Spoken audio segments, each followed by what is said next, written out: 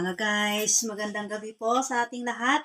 Ayan, maggagawa tayo ngayon o magluluto tayo ngayon ng crab omelette. Ayan, nangangailangan po tayo dito mga guys ng 6 na itlog.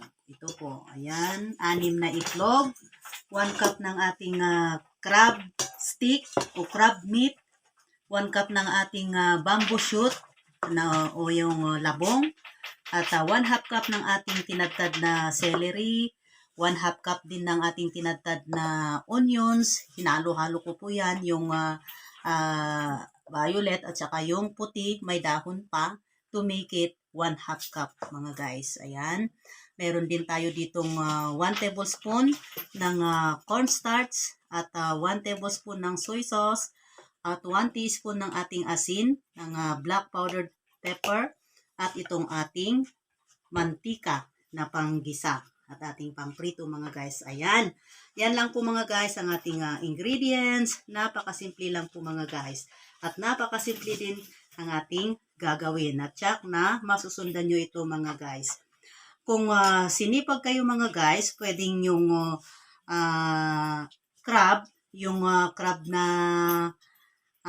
buhay. Of course, iluluto nyo yun, ilalaga nyo yun, at kukuha kayo ng 1/2 cup ng kanyang laman. Pero kung kayo nagmamadali, mga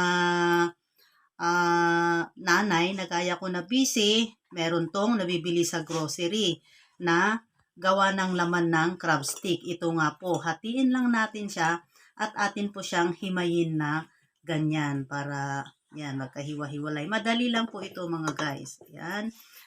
Makikita nyo ito sa groceria mga guys. Naka-freezer siya mga guys. Ayan, di po ba? Ang dali. Ang isang cup nito mga guys ay maring 6 to 7 na pirasong crab stick. Ayan. Ayan na po mga guys. Ngayon, gagawin na po natin ang kanyang egg mixture. Ayan. Paghalo-haluin natin ang cornstarch. Yan. Ang 1 teaspoon na asin. 1 tablespoon na soy sauce. Yan. At ang ating 1 teaspoon ng black powdered paminta mga guys. Ayan. At itong ating crab meat. Ayan po mga guys. Ayan. Paghalu-haluin lang po natin siya mga guys. Ayan. Pero bago yan, buksan na natin ang ating kalan at painitin natin ang ating palayok. Lagay natin sa slow fire. Ayan. Tuloy nating haluin ang ating egg mixture.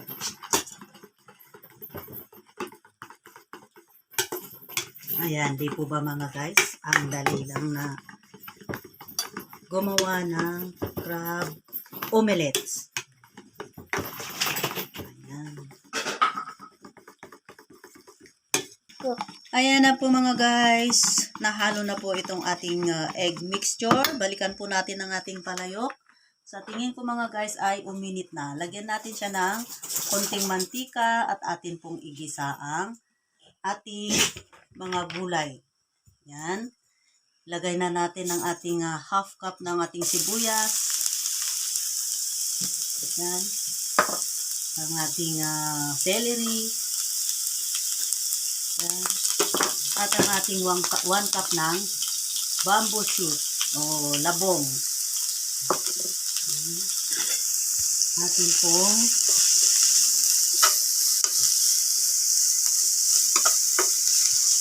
haluin mga guys para maluto siya.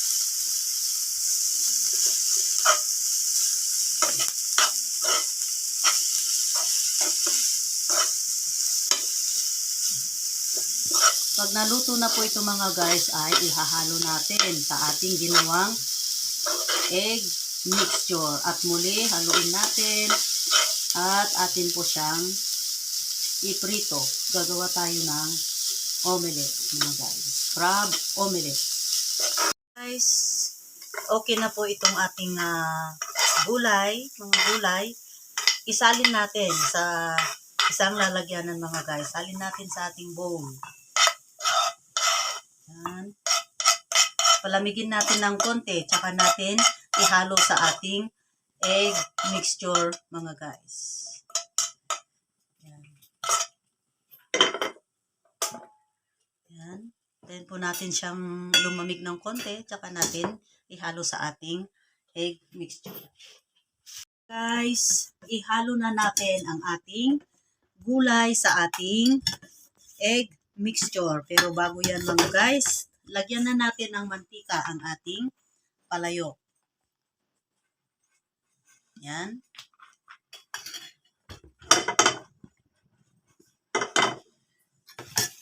Halo na natin ang ating gulay. Oh, ang bango. Ang bango ng celery at ng crab meat. Yan. Atin pong haluing mabuti at magpiprito tayo ng crab omelette.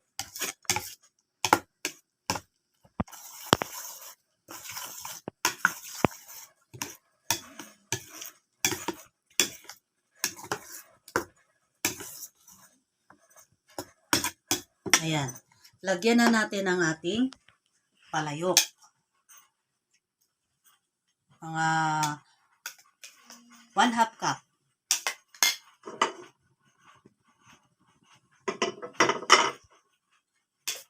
Tansyahin natin mga guys ang 1/2 cup.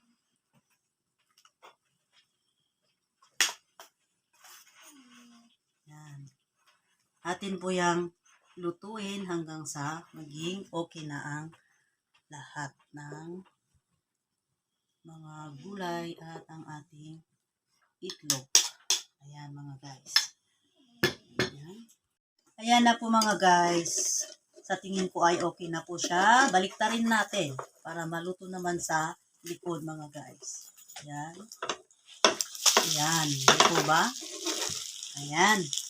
Ayan po ang gawin natin mga guys sa natira pa nating mixture na ito. At atin po siyang balikan pag natapos na po silang lahat mga guys. Mga guys, tapos na po itong ating crab omelette. Ayan, ito na po yung pangatlo. Patayin na natin ang apoy mga guys. Ayan. Ayan natin. Lagay ko na dito mga guys.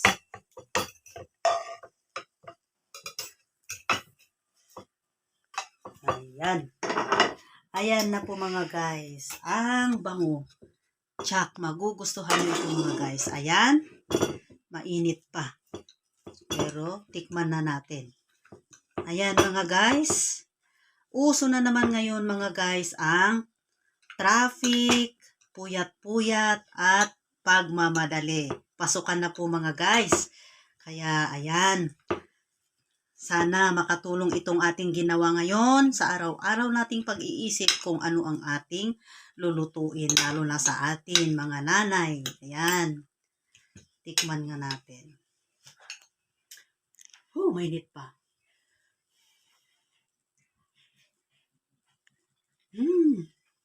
Ayan.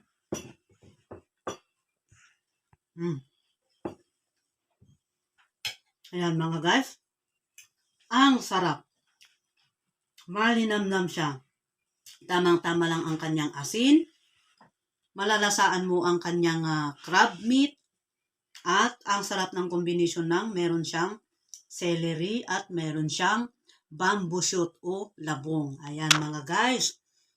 Sana makatulong ito sa inyo mga guys. Gawin nyo ito. Pwede itong pang breakfast ng ating mga chikitings at pangbaon ng mga papasok sa trabaho. Ayan mga guys, maraming salamat sa inyong panunood. Don't forget to like and subscribe and share. God bless po. Bye-bye. Ayan, kain na tayo.